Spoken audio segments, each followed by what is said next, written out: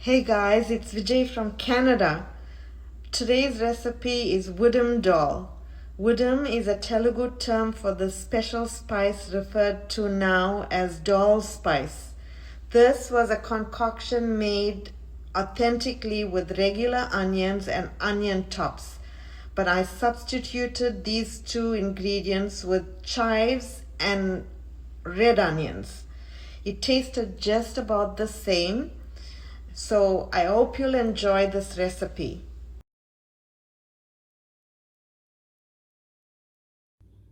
Here are the ingredients: 4 cups of boiled dal, ghee, onion, pureed tomatoes, I'm using the canned one, cilantro, curry leaf, green chili, red chili, mustard, cumin, and ajwain seeds, wudham, chives, curry powder, Durban style masala, turmeric, and hing, chopped garlic, ginger and garlic, garden tomatoes diced.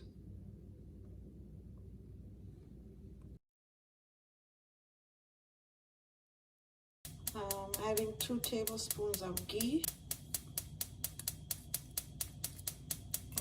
I'm going to let that melt. Now I'm adding the curry leaves, dried chili, mustard, jeera, and ajwain. Now the curry leaves, when I come to South Africa, I dry them because it grows in my family's backyard there, and I dry them and I put it in my curry powder because we're not allowed to bring in fresh curry leaves.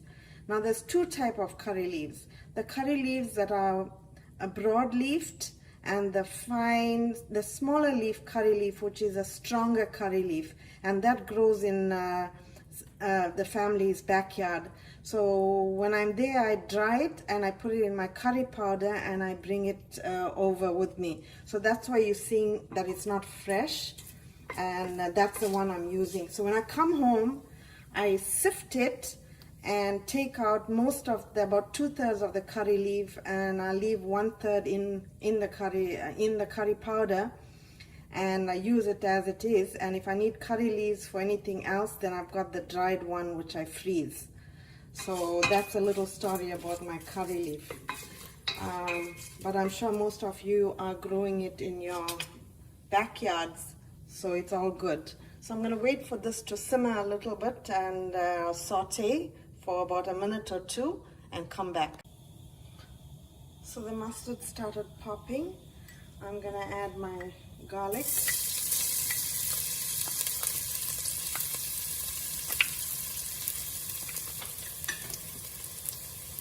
I'm going to add my wudham.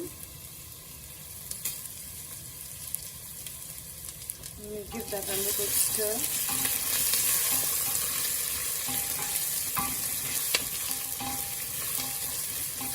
Smells really good. Now I'm adding my onion.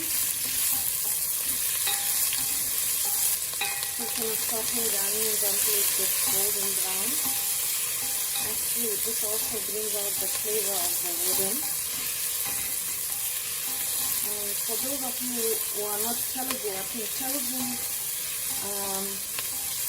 that's the title in Telugu for this special spice.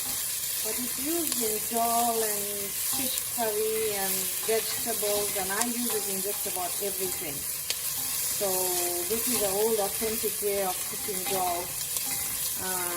When you put a little bit of wudham in it, it just adds so much more flavor to the dish. So now I'm adding the jeera, the ginger and garlic.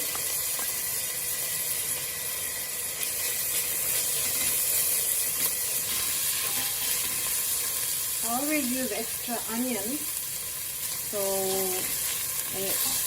if most recipes will call for 1 medium onion, I normally use 1 extra large onion or 2 medium onions. So So I'm adding my hing, masala and turmeric.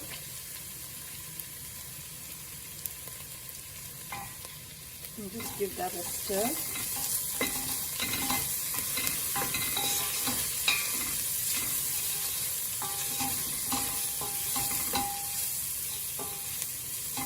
Smells amazing. Now I'm going to add my garden tomatoes. This is the purple greenish tomatoes we get called cumatos. And I saved the seeds from cumatos. You can see it's a little seedy, and I mix it up with all the tomatoes that I grow in my garden, like the vine tomatoes, which you get like 5 or 6 in a bunch. And so these are all that I had from the garden, and it's the last little bit, so that's why I'm supplementing by adding the crushed tomatoes.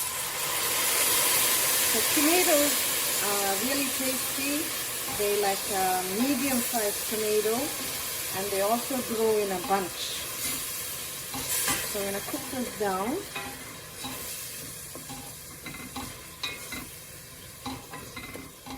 And simmer it for about 3 minutes or so.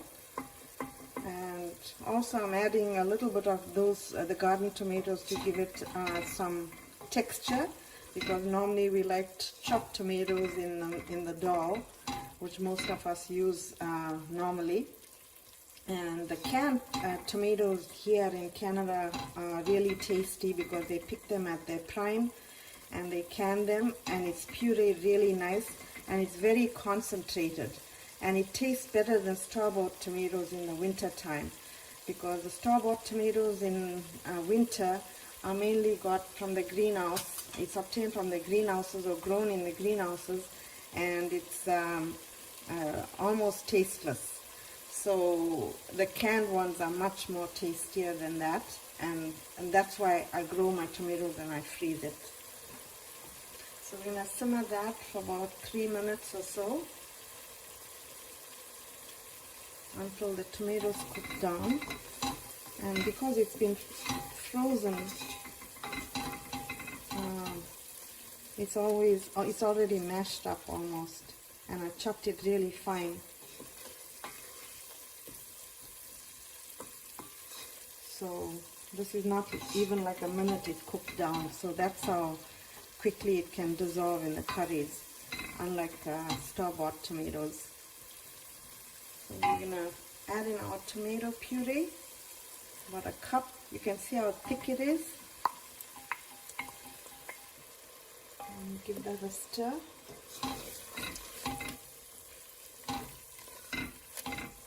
So I also like adding extra tomatoes in my dal, which makes it nice and thick. It gives it a rich color, and it tastes really nice.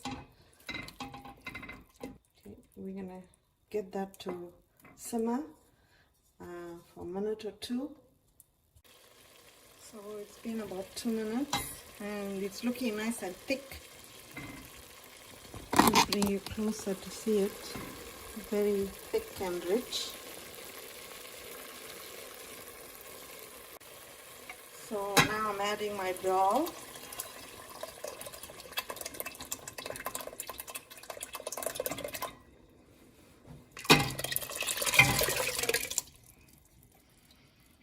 And give that a stir.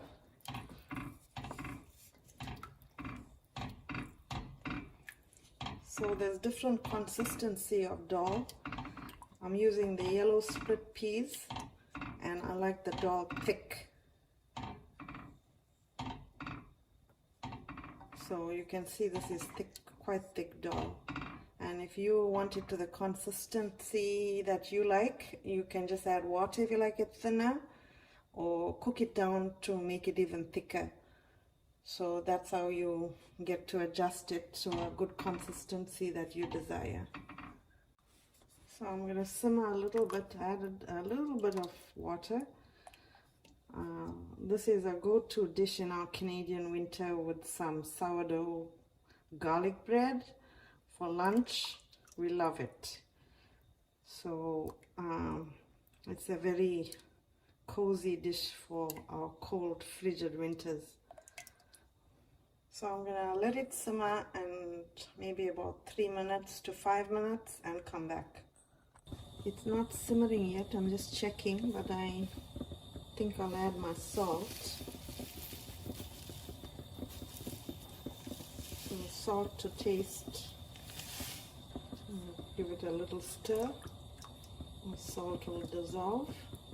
This is plain split, yellow split pea dal, South African style, or maybe a mix of fusion between South African and Canadian. But I remember my grandmother and my mom making this Wudham, and everything tasted so good and different from what we cook today. Anything, it's all different because I think I'm not sure whether it's the methods they used, the pots they used, or the masala mixes and the Wudham. But I know I tasted chicken curry tonight with the Wudham when I just finished making it, and it was delicious. You could tell that it was different. Okay, so we're done. We're just gonna let it simmer now for a little while. So it's come to a gentle simmer. I turned the heat down to medium-low because once dal boils, when it settles down at the bottom and it bubbles, it's dangerous. You can get burnt. So always have your switch on medium-low, and you rather wait a while and let it come to a gentle simmer to finish it off. So now I'm adding some chives.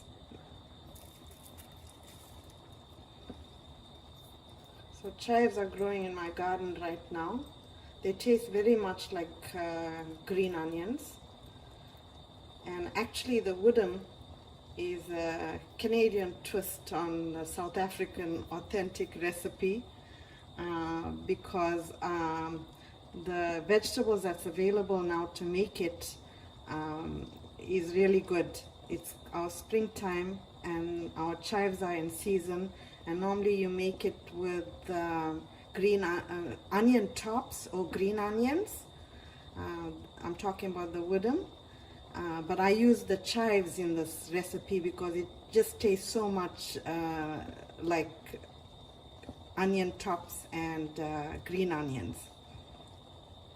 The other thing I did was, instead of using the regular Spanish onions, we get this nice huge red onions, which are so sweet. They're sweet tasting, and you normally use them in salads, and it's an import from Mexico, but it's just such good produce. So instead of using the regular Spanish white onion, which is a little bit more pungent, this is tastier in that it's sweeter.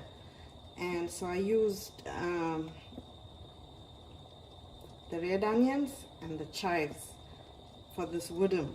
So it's gonna taste a little different, but I think it tastes really good, if not better. So I'm trying out the authentic recipes with the ingredients we get here, and it's really good. Like, the recipes are turning out really good. And pretty soon the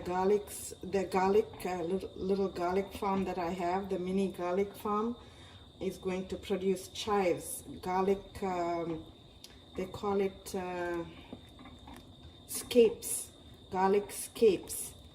So the garlic scapes is the other ingredient that I may try this Wudham out.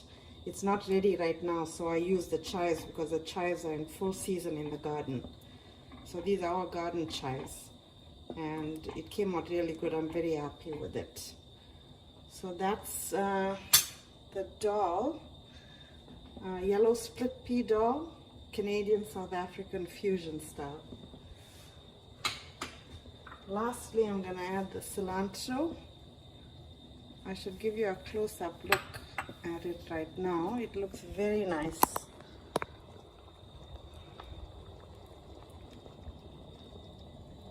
And it smells delicious.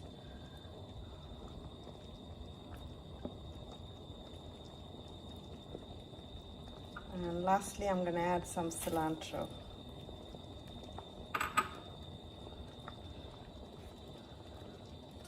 stir that in. There it is, it's done.